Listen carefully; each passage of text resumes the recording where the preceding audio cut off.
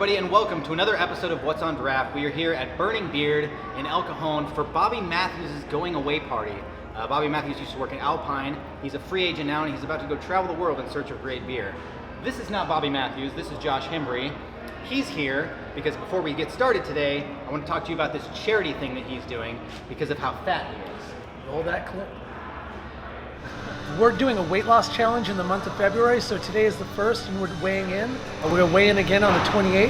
Whoever has the most weight lost by percentage of body weight, me or Jake Nikos here, will be declared the winner. When I heard they were going to do it, I suggested that they do a Grande challenge just beforehand, just because it would just make it that much more fun. The Grande Challenge is something Society Brewing made up, where you have to consume a giant burrito and a beer in under 20 minutes. It's all officiated by head brewer Travis Smith. It's pretty much the most San Diego thing imaginable. 2-4. Nice. 2-4. Perfect. Even. Are you ready? Touch gloves. Yep. And 3, 2, 1.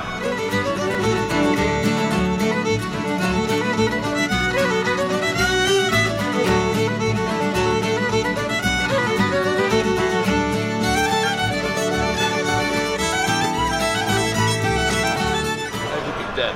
Yeah. Tried it once. I thought I was gonna die.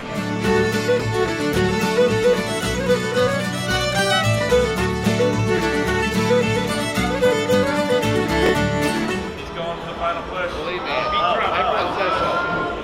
Wait, what kind of beer is it? The Butcher. It's an Imperial Stout. It is the full core of the Butcher. They got to down that after they finish the whole burrito. 11:20. Took me a while, I got through it. Oh, 14:09. Good job, you guys. My eyes are watering. I'm actually very upset with how low in the rankings I am. And then Jake's right there.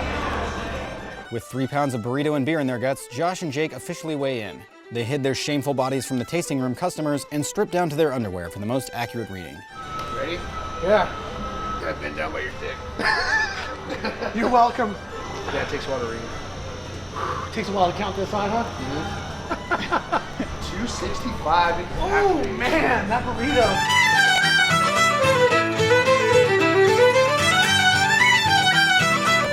The official weight was Josh 265 and Jake 284, respectively. We're accepting donations, $1 per pound or as much per pound as you want to wager, because we know it won't be much with Jake. We're trying to raise money for Keep Abreast, which is one of my favorite charities, and Pints for Prostate. So we are literally losing weight for tits and ass. Cheers, man. Cheers. And I look forward to beating you. Oh. As you can see, both these guys are really fat, and I think it's for a great cause. So this whole contest weight loss thing that they're doing going on all of February. So if you want to donate, there's a link in the video description. There's a link on the website thing. There's links everywhere. If you're watching this after February, the contest isn't going on anymore, so don't worry about it. Or you can still find them and donate to them, because Keep Abreast and Pints for Prostates are great causes. That's true. You could do that. But we've taken far too much time talking about your enormous girth. So let's get to the flight tasting that we did with Shannon. To the Burning Beard.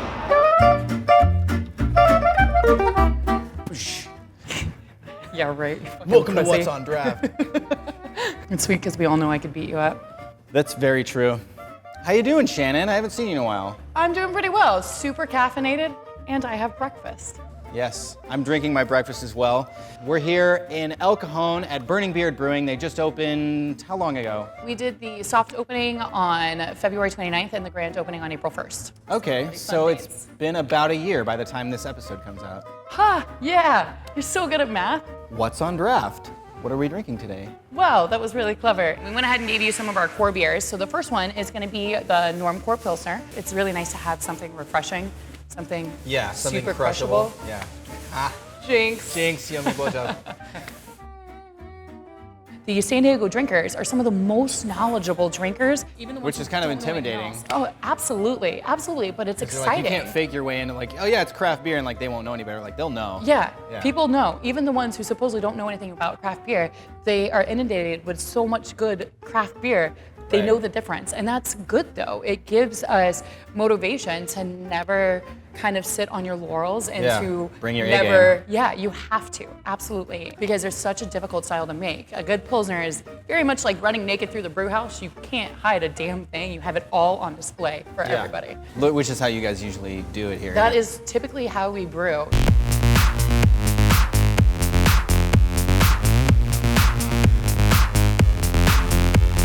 That's so fantastic. It's so good. What's the second one? The second one is going to be our Barbe Brûlée. Slaughter the pronunciation on that because unfortunately I don't speak French. I only know dirty words in Spanish. So this one is Which dirty words do you know in Spanish? pendejo, chupo mi verga, chingado.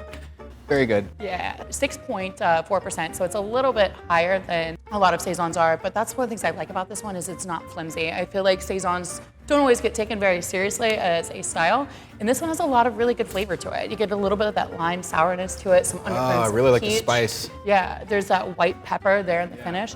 With this one of the things that we were most adamant about was making sure that the banana notes stayed really, really muted. So we were really, really vigilant with our fermentation temperatures because we wanted it to be subtle. A good Belgian shouldn't be a character. It shouldn't be hitting you over the face. It should be respecting your ability to pick those flavors apart.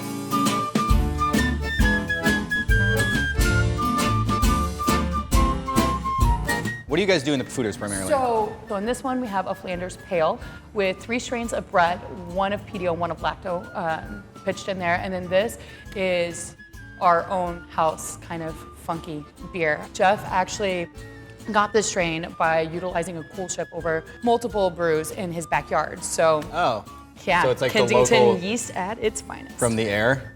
Very cool. Yeah. Cheers. Cheers. Belgian single. This one is kind of the beer that the monks would have kept for themselves. So because of that, you don't want to have huge amounts of esters because it's easier to burn out like that. You want the flavors to be a little bit more subtle. You definitely have a little bit of malt sweetness. You have notes of like light brown sugar. You get notes of plum on both the nose as well as the palate. It's a balanced but very pretty beer.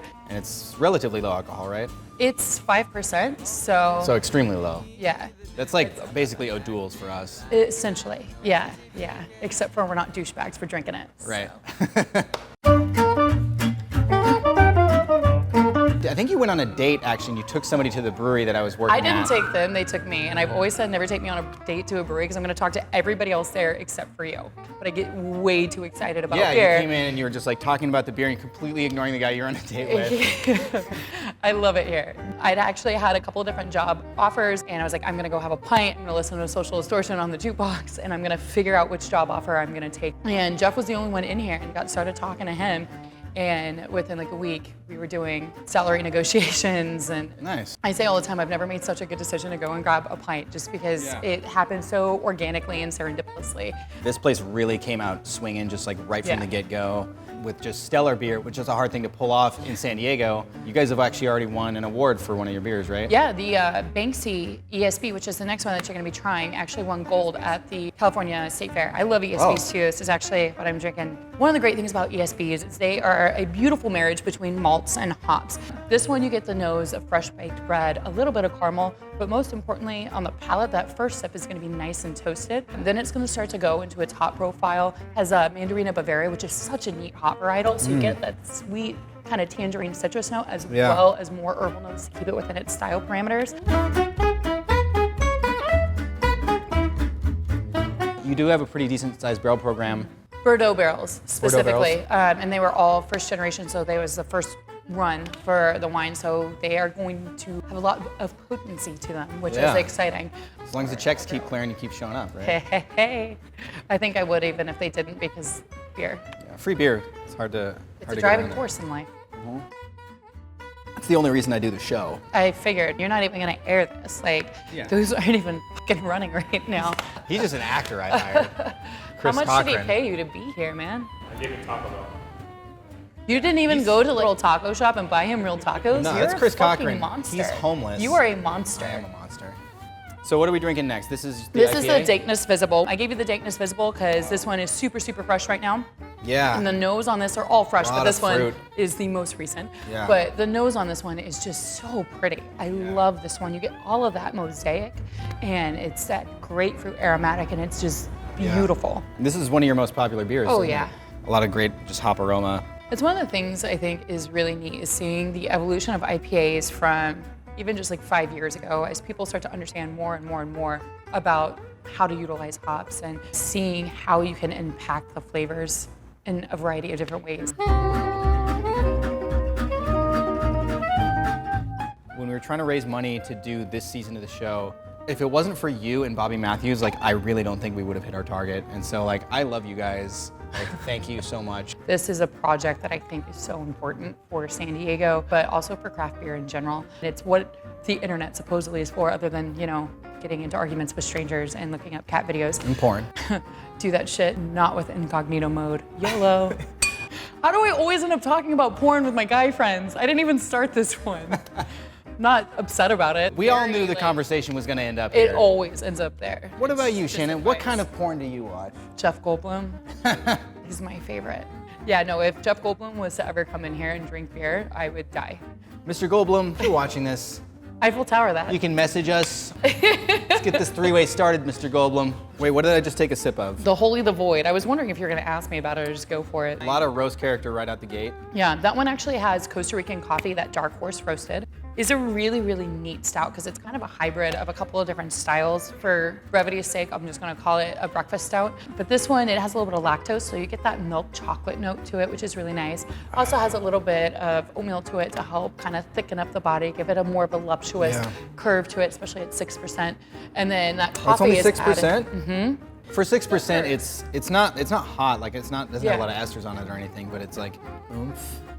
It's got gumption. Gumption. There you go. Thank you. And now that we've gotten to the end of the flight, it has warmed up a little bit, but it's very tasty as it approaches like room temperature. Good. I'm glad you like it, so I don't have to beat the crap out of you. Okay, yeah. Yeah. Shannon physically abuses me. That's the joke. That's what we're saying. It's not real. I emotionally abuse him because I'm a lady. We've come to the end of the flight. Where can people get your beer if they want to get it? Right now, you just have to go to some of the best beer bars in San Diego or come into the tasting room and see this ugly mug.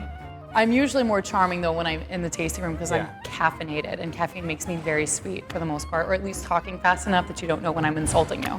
Right. Yeah. It's all about getting caught. You have to be clever enough to not get caught. Right, yeah. You can do whatever you want if you don't get caught. I'm not saying I've never drank in public. I'm just saying the police have never noticed. I've never smuggled flasks of whiskey into the zoo in my bra before. It's never happened. I've never smuggled flasks of whiskey into the zoo in my bra. Yeah. Once again, hail Satan. Hail Satan. All right, well, I think on the hail Satan note, we can close out. I think we got I'm it. so glad to be done with this. I have so much shit to do. Right. I can't believe you wasted this much of my time. That is it for this episode of What's on Draft. Shannon, thank you for wasting your Monday morning getting drunk with me. We need to get drunk together more often now. You wanna go drink? Yeah, let's go drink. Let's do this. Well, that's it for this episode of What's on Draft. Thank you for watching. This is Bobby Matthews. Love you guys. He's about to travel the world in search of great beer. Great beer, great people. Good riddance, man. Are you still here? What are you doing? You, Tom. Quick note, Brian brews here now instead of Chris. This happens a lot with the show where people move around a lot in this industry. Brian used to work at Coronado, now works at Burning Beard, which is great because now I can finally tell the twins apart. They both look the same to me. But now that they work at different breweries, it's a little easier to tell them apart, I think. Oh, I just look at them when they're naked. I mean, yeah, me too. Twins are sexy. Yeah, but they're not always twins, like exact twins. Right. There's some subtle differences when you get them in Yeah, private. subtle differences. Anyway, that's it for this episode. We are taking a break until March. St. Patty's Day, motherfuckers. That's right. Oh yeah, St. Patty's Day. That's probably when we're coming back. Love you. Cheers.